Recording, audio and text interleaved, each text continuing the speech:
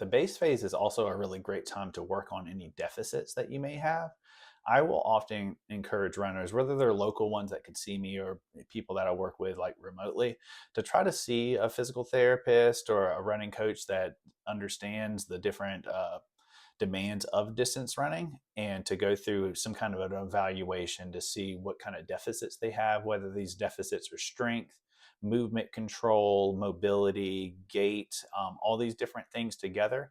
The the base phase is a really great time to work on this, because as you're getting in that race specific phase, the 4 to 8 weeks before a key race, you don't want to be doing a bunch of strenuous, aerobically demanding workouts and also spending a ton of time working on your mobility and movement control and specific strength deficits and things of that nature.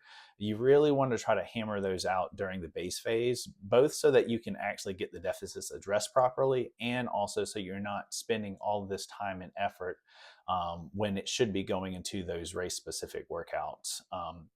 Just as an example, you want runners to be able to have good mobility in the key areas that you need it for, such as like hip extension, ankle dorsiflexion, and a few others. You don't need to be extremely flexible, but it is important to kind of figure out if you do have any range of motion deficits. And same thing with strength. You want to be generally strong with performing things like lunges, squats, deadlifts, compound movements like that. But it is good to get assessed to see if you have any really isolated deficits. Just as an example, some runners will have like calf weakness, or will have lateral hip weakness, or hip flexor weakness, things like that. So the base phase works as a really good time to go through a program to address any of these deficits, to make sure that they're not a limiting factor as you start the more strenuous race specific workouts.